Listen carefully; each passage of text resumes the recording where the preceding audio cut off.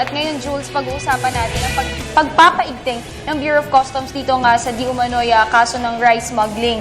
Actually, ito nga ay aalamin natin kung may epekto ba ito sa ating ekonomiya at food security. At ito nga lang, recently, actually until now, merong ongoing na kaso tungkol dyan. So para po alamin yan, makakasama po natin this morning ang ating very special guest. Let us all welcome Mr. Jesus Aranza, Chairman ng Federation of Philippine Industries. Good morning, sir. Good morning, sir. Good morning sa inyong dalawa.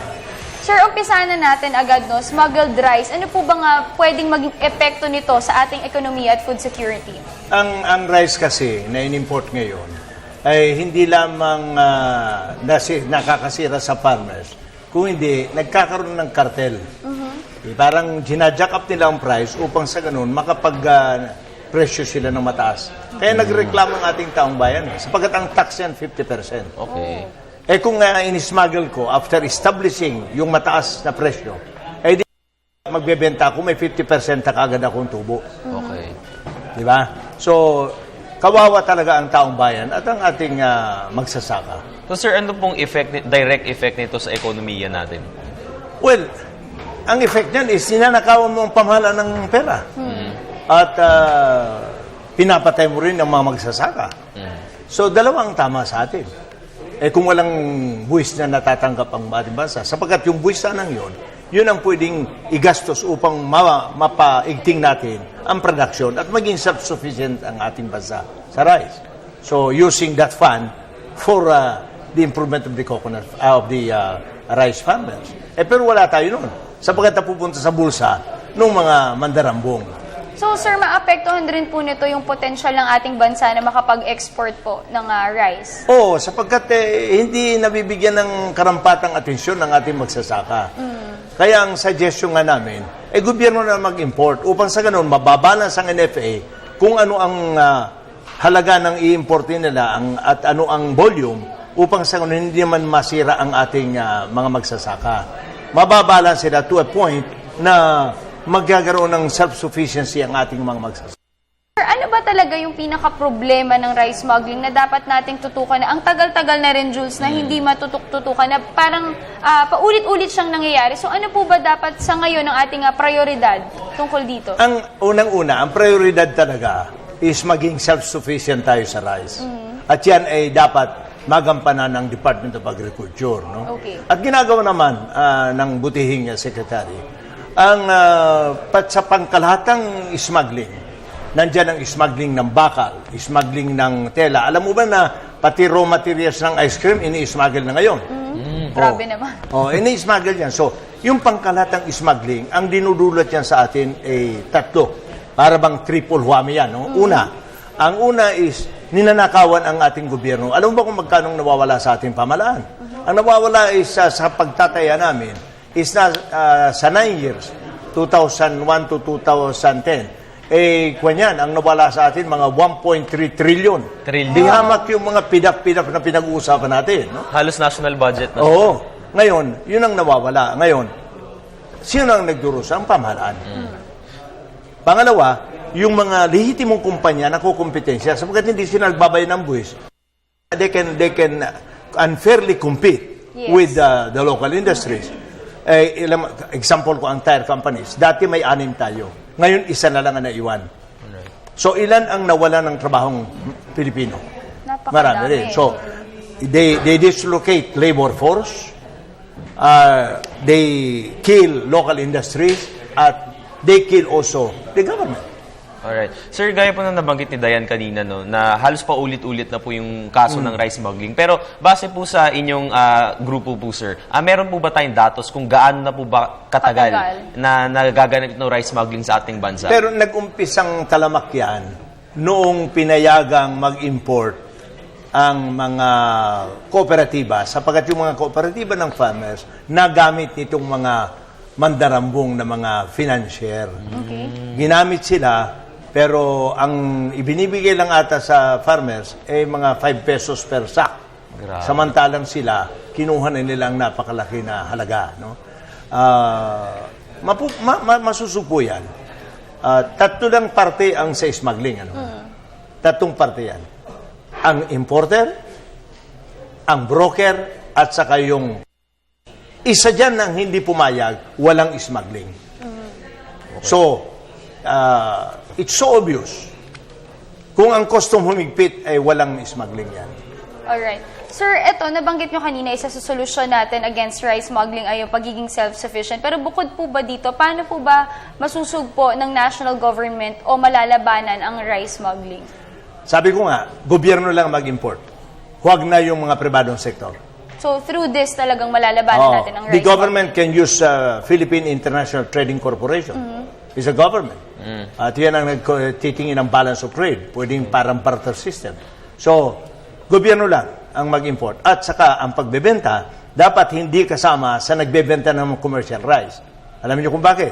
Hinahalo niya sa commercial rice. So, nawawala ang NFA na murang rice, napupunta sa commercial at tumutubo ng doble-doble yung mga unscrupulous. Hindi ko sinasabing lahat, no? Okay. Maraming ganyan. At syempre, hindi lang yun, Jules, siguro dapat mas maging strict palalo. At yung pag-implement ng Bureau of Customs sa kanilang rules and regulations ay dapat mas paigtingin pa nila lalo. Dahil nga sabi ni Sir kanina, ito yung isa sa talagang kapag nangyari yun, matatanggal na rin sa bansa. Alright, sir.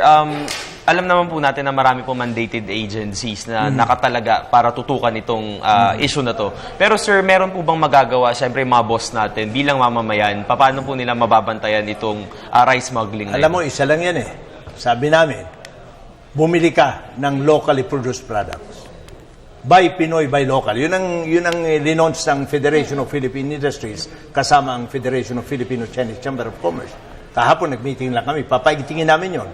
Sapagkat kung lahat tayo ay magpapatronize ng locally produced products, if there are no buyers, there will be no smuggling. Kung hindi ka magpatronize, kaya ang punto kasi nila, mura eh. Ngayon ang punto namin ganito, sample lang ito ha.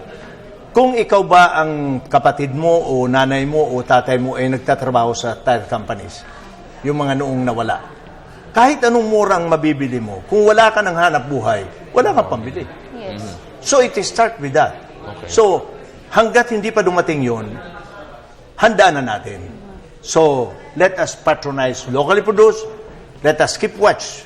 At saka ang custom naman, dapat pag umikot ka, talagang lahat ng papasok sa ating bansa dapat checkin natin mabuti. Ito naman tanungin natin, no, Jules, bigyan tayo ng update. Kung kamusta na po yung ongoing na case ni David Bangayan or David Tan? Ang kaso niya, nung inaresto siya, ay tungkol sa pilferage ng kuryente. Okay. At, pero yung tungkol sa rice smuggling, ang balita ko, ang sinabi ng Senado, kasuhan siya ng perjury. At kasi nagsisinungaling at pinakakasuhan din siya ngayon. I think galing sa taas na yung sa rice kung sapat na ang mga ebidensya, kasuhan na siya. Dapat kasuhan na. So ang sinasabi ngayon, ang identity ba niya ay na-establish na? Ay walang duda, established na yun. Marami ng evidence na... Oo. Ay yung tungkol sa final nga niya sa aking libel noon, na na-dismiss naman. Noong 2005 to Okay. So the 2005 issue cannot be an afterthought of a 2013 issue. Alright. Di ba? Hindi mo pa alam kung anong mangyari sa 2013. So, mayroon siyang isinumiti. Kasi ang rason niya kahapon, sabi niya, anong isang araw, sabi niya, ito, napirmahan ko, pero hindi ko naman pinirmahan. Siguro hindi nabura ng abogado niya. Pero mayroon siyang sinubmit na isang certification from his client in Singapore. At ang certification na yun, in-attach niya, nakalagay doon, this is to certify that company XYZ, yung kumpanya niya, is a legitimate company, reputable company, and ang kadugtong doon, and this is headed by Davidson Bangayan, also known as David Tan. So alam nga naman yung foreigner na customer niya, nagkamali lang na linagay lang ang AKA David Tan. So, you know. So yung palang sapat na proof talaga. na yun na David Bangayan and David Tan ay isa. At saka alam mo, 30 years na ako umatin halos sa mga hearing, no? Kung wala kang tinatago, ba't mo kailangan ng abogado? Ibig mo ba sabihin, pag tinanong ka, sino ang pangalan mo? Tatanungin mo ang abogado mo. Okay. Alam mo din, talagang naging maingay itong issue na to. Itong Lunes lamang, naging headlines talaga sa lahat ng mga newspapers. So sir, based na rin po sa malawak na yung experience sa iba't ibang mga cases like this. Sa tingin niyo, sir, ano po yung magiging susunod na kabanata nitong kaso na to? Well, ang NBI ata ay nakahanda na. Ayon sa narinig ko. No?